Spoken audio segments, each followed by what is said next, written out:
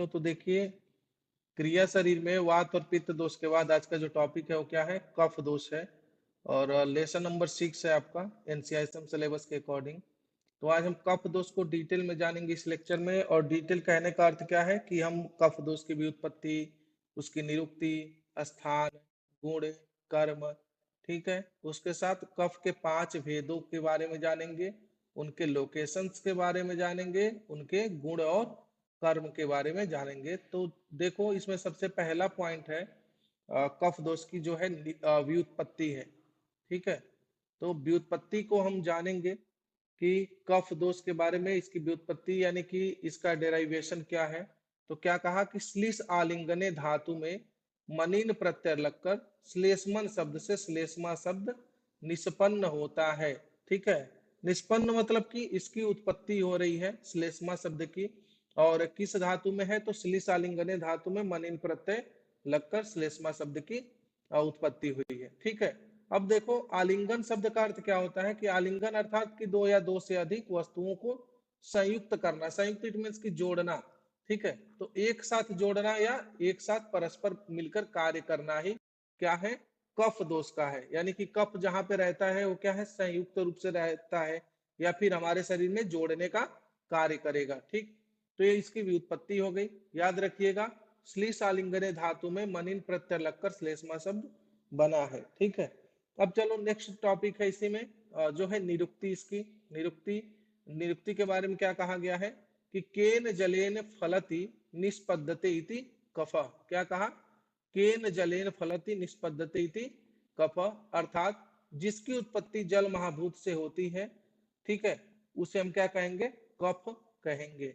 या जिसकी महाभूत में अप महाभूत, देखो नोट्स में अप लिखा हुआ है, अप किसका पर्याय है, ये जल का ही पर्याय है। किसका पर्याय है, जल का ही पर्याय है। ठीक है, तो ये याद रखिएगा इस श्लोक के। इसकी निरुक्ति है किसकी, कफ दोष की। क्या बताया गया, केन जलेन फलति निष्पद्यते इति कफ, अर्थात जिसकी उत्पत्ति जल महाभूत से हुई है उसे कफ कहेंगे या फिर वह कफ है। और जल का पर्याय क्या है, अप है। ठीक है, अप, तो इसको अप महाभूत भी कहा जाता है। नेक्स्ट हम देखेंगे इसके पर्याय के बारे में कि कफ का पर्याय क्या क्या है। तो आपने जाना बलास, कफ और श्लेष्मा, एक क्या है इसके पर्याय यानी कि सिनोनिम्स बताए गए। सिनोनिम्स तो आपने पढ़ा होगा, तो सिनोनिम्स क्या है इसका, बलास है, कफ है और श्लेष्मा है।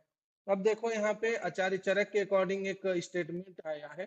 ठीक है, यहाँ पे क्या कहा गया कि प्राकृति अस्तु बलम श्लेष्मा, यानी कि श्लेष्मा को शरीर के बल का आधार माना, अर्थात शारीरिक बल की पूर्ति के लिए श्लेष्मा की विशेष उपयोगिता हो। ठीक है, उपयोगिता है। तो इसका कहने का अर्थ क्या है, आचार्य चरक ने क्यों कहा ऐसा, क्योंकि देखो अभी तक हमने दोष के बारे में पढ़ा था, वात पित्त और कफ के बारे में शारीरिक दोष है। तो वात आपने जाना था, पित्त आपने जाना था, कफ दोष के लिए आचार्य चरक ने क्या कहा कि जब यह कफ है तो यह जब प्राकृतिक अवस्था, इट मीन्स कि जब क्या होता है, नॉर्मल स्टेट में रहता है, यानी कि प्राकृतिक अवस्था में रहता है, तो ये हमारे शरीर के बल का आधार है। ठीक है, इसी पे हमारे शरीर का बल जो है निर्भर करता है, किस पे, श्लेष्मा पे ही। ठीक, तो प्राकृतिक अस्तु बलम श्लेष्मा, यानी कि जब श्लेष्मा डेट मीन्स की कफ प्राकृतिक अवस्था में रहता है तो इसी को शरीर का बल कहा है। किसने कहा है, तो आचार्य चरक ने। एमसीक्यू में ऐसा क्वेश्चन पुटअप हो सकता है। ठीक है, अब चलो नेक्स्ट देखते हैं हम इंपॉर्टेंट टॉपिक जो है स्थान के बारे में, यानी कि general location. General location it means कि केवल कफ की ही बात हो रही है। जब स्पेसिफिक पढ़ोगे, स्पेसिफिक यानी कि विशिष्ट स्थान पढ़ोगे, तो डेट मीन्स कि वहां पे कफ के भेदों के बारे में बताया जाएगा, उनके भेदों के स्थान के बारे में बताया जाएगा। तो यहाँ टॉपिक क्या है, जनरल लोकेशन यानी कि सामान्य स्थान है। ठीक है, तो देखिए सामान्य स्थान में क्या कहा कि श्लोक इंपॉर्टेंट है बहुत ही ज्यादा, आचार्य चरक के अकॉर्डिंग है। और क्या कहा आचार्य चरक ने, कफ के स्थान के बारे में या श्लेष्मा के स्थान में, वो क्या है, उरह शिरोग्रीवा परवाड्य।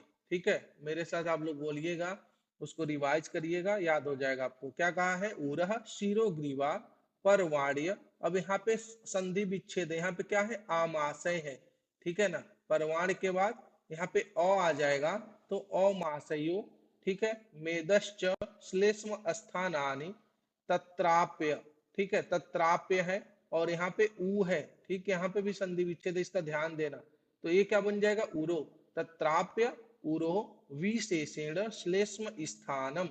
ठीक, तो श्लोक को आपको रिवाइज करना है अच्छे से, सारे श्लोक को अगर आप क्या करेंगे, मेरे साथ पढ़ेंगे, इसको रिवाइज करेंगे और इसको नोट डाउन करते जाओगे तो ये लर्न हो जाएगा आपको इजीली। तो फर्स्ट ईयर में ही दिक्कत होती है, ठीक है। तो क्या मैंने बताया, उरह शिरोग्रीवा परवाड्य आमाशयो मेदश्च श्लेष्म स्थानानि तत्राप्य उरो विशेषण श्लेष्म स्थानम। ठीक है, ये क्या है, कफ के सामान्य स्थान के बारे में बताया गया। और किसने कहा है, चौसु मतलब कि चरक संहिता के सूत्र स्थान का। ठीक है, 20 चैप्टर है और 8वां श्लोक है, 20वां चैप्टर है और 8वां श्लोक है, ये रिफरेंस हो गया। ठीक है, तो क्या क्या होगा, सबसे पहले देखो, तो आचार्य चरक ने क्या कहा था इस श्लोक में कि उरह, उरह that is the thoracic cavity. ठीक है, यानी कि चेस्ट रीजन हो गया, थोरेसिक रीजन हो गया, तो आपका थोरैक्स हो गया। ठीक है, उरह। शीरह, शीरह मतलब कि आपका हेड हो गया। ठीक है, हेड रीजन। उसके साथ है ग्रीवा यानी कि नेक हो गया। ठीक है, पर्व, पर्व डेट मीन्स की संधियां जो है, संधियां, ठीक है, यानी कि ज्वाइंट्स जिसे आप कहते हैं। ठीक, उसके साथ क्या कहा, आमाशय और मेद। ठीक है, ये क्या है, कफ का स्थान बताया है। फिर क्या कहा कि विशेषण तत्राप्य उरो, यानी कि इन सभी में क्या है, उरह, उरह प्रदेश यानी कि जो वक्ष स्थल है, जो थोरेसिक रीजन है या चेस्ट रीजन है, ये क्या है, विशेषण श्लेष्म स्थान, यानी कि यह विशेष रूप से श्लेष्मा का यानी कि कफ का स्थान कहा गया है।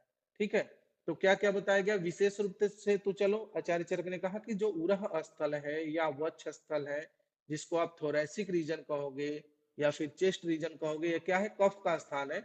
बट इसमें अगर आप देखें तो उरह कहा था सबसे पहले, उसके बाद सिर यानी कि हेड हो गया, उसके साथ ग्रीवा यानी कि नेक हो गया, और परवाड़े, परवा मतलब कि पर्व यानी कि ज्वाइंट्स, जितने भी ज्वाइंट्स है वहां पे कफ रहता है। ठीक है, और आमाशय। ठीक है, आमाशय और मेद जो है कफ के स्थान है, लेकिन विशेष रूप से स्थान क्या है, जो है उरह है। ठीक है, उरह प्रदेश यानी कि वक्ष स्थल। तो ये श्लोक का अर्थ है। ठीक, अब आचार्य सुश्रुत ने भी माना है क्या, आमाशय श्लेष्मण। इन्होंने, आचार्य सुश्रुत ने केवल जो है क्या कहा कि आमाशय जो है वह कफ का स्थान है।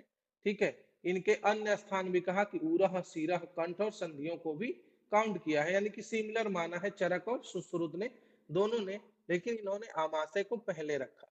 समझ गए।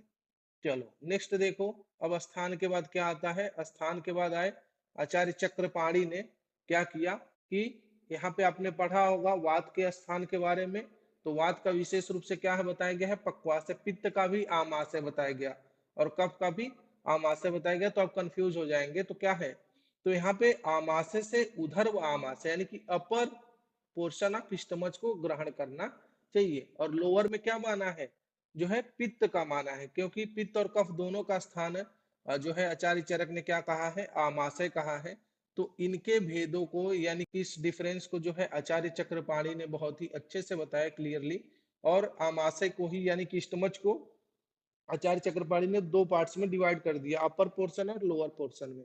ठीक है, तो इन्होंने कहा कि क्या है, अपर पोर्शन में यानी कि उधर व आमाशय, उधर व मतलब क्या होता है, ऊपर की ओर, जो ऊपर की पोर्शन है उसपे जो है कफ का स्थान है, और जो लोअर पोर्शन है वहां पे पित्त का स्थान बताया गया है। ठीक है, अधो आमाशय में पित्त का स्थान। तो अगर स्पेसिफिक पूछेगा तो आपको याद रखना होगा।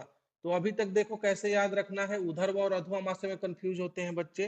तो उधर्व मतलब कि ऊपर की ओर, तो आपने जितने भी कफ के स्थान पढ़े हैं आपके बॉडी के ऊपर में है, यानी कि चेस्ट देखो अपर पोर्शन में है, आपका नेक जो है ये भी अपर पोर्शन में है, हेड भी है ये भी अपर पोर्शन में है। तो इसी तरह अपर पोर्शन ऑफ स्टमच ये भी याद रखना, यानी कि उधर वामाशय में क्या है, कफ का स्थान है। और अधो यानी कि लोअर रीजन में क्या है, जी है, लोअर स्टमच में क्या है, पित्त का स्थान बताया गया है। ठीक है, एक किसने अंतर बताया था, चक्रपाणी ने, याद रखना। चलो नेक्स्ट आ जाओ, क्या है, मेदः शिरः उरोग्रीवा संधि वायु कफ आश्रय हृदय तु विशेषण श्लेष्मण स्थानम उच्यते। एक काश्यप संहिता के सूत्र स्थान का, आचार्य काश्यप ने भी कफ के स्थान के बारे में जो है अपना स्टेटमेंट दिया, कुछ बताया है। और क्या कहा कि मेद यानी कि फैट। ठीक है, उसके साथ क्या है, सिर यानी कि हेड रीजन हो गया। पूरा मतलब जो है आपका वक्षस्थल, अभी मैंने बताया चेस्ट कह लो, चेस्ट रीजन। फिर है ग्रीवा, डेट इज द नेक, ग्रीवा यानी कि गर्दन, नेक हो गया। संधि यानी कि ज्वाइंट्स, और बाहु यानी कि हैंड्स। ठीक है, ये क्या है, कफ के स्थान माने हैं, और हृदय को कफ का विशेष स्थान माना है। किसने? आचार्य कश्यप ने, ठीक है। लेकिन आचार्य चरक ने तो किसको माना था? आमाशय को, ठीक है, नहीं सॉरी, आमाशय को नहीं, किसको माना है? उरह प्रदेश को विशेष रूप से आचार्य चरक ने कफ का स्थान माना है, और आचार्य कश्यप ने हृदय को माना है, यानी कि हृदय यानी कि हार्ट को विशेष रूप से। तो नेक्स्ट में ऐसा, अब आप लोग को इसके साथ नेक्स्ट की भी तैयारी करनी पड़ेगी। तो नेक्स्ट भी कुछ अलग नहीं होगा, क्या रहेगा कि इसी में स्पेसिफिक थोड़ा सा आपको डिटेल में अध्ययन करना होगा, डिटेल में पढ़ाई करनी होगी। तो नेक्स्ट में भी ऐसी प्रकार का क्वेश्चन आता है कि जैसे मान लो आपने चरक का याद कर लिया, अब यहाँ पे मैंने अन्य अलग अलग आचार्यों का क्यों ऐड किया इस लोग, बिकॉज आपकी आपके नेक्स्ट की प्रिपरेशन होगी, ठीक है। तो इसमें ये चीजें ध्यान में रखनी है आपको कि जैसे आपको केवल आचार्य चरक का ही नहीं पढ़ना है, क्योंकि आचार्य चरक का तो आपने पढ़ लिया कि विशेष रूप से उन्होंने कफ का स्थान उरह प्रदेश यानी कि चेस्ट रीजन को माना, तो ऐसा आपने को याद है। लेकिन अब अगर नेक्स्ट एग्जाम देने गए, नेक्स्ट में पूछ लिया कि आचार्य काश्यप के अनुसार जो है कफ का विशेष स्थान बताइए, और 4 ऑप्शन आ गया उसमें, ठीक है। उरह आ गया, उसके साथ मान लो उरुह प्रदेश आ गया, उरु मतलब थाई होता है, उरह और उरु में केवल एक मात्रा का ही अंतर है। तो अभी धीरे धीरे आप लोग का होगा, प्रैक्टिस होगा। तो अभी यहाँ पे ये ध्यान देना है, ठीक है। और वहां पे एक हृदय भी रहेगा, आपने काश्यप का नहीं पढ़ा तो आपको हृदय नहीं पता होगा, आपका 1 नंबर यानी कि 4 नंबर वहां पे माइनस, ठीक है। तो ये इससे ही आपको याद रखना है कि काश्यप ने जो है हृदय को, ठीक है, क से काश्यप हो गया, कफ, ठीक है, कफ का काश्यप ने भी माना है, और क्या माना है? हृदय को माना है। किसको? हृदय को विशेष रूप से स्थान माना है। और एक और एक्स्ट्रा चीज मानी है, बाहु, मतलब बाहु यानी कि हैंड, ठीक है। तो ये आपको नोट करना पड़ेगा अभी से। चलो, अभी तक किसकी बात हुई? अभी तक आपने व्युत्पत्ति पढ़ा है, निरुक्ति पढ़ा है, ठीक है, और यहाँ पे स्थान जाना है।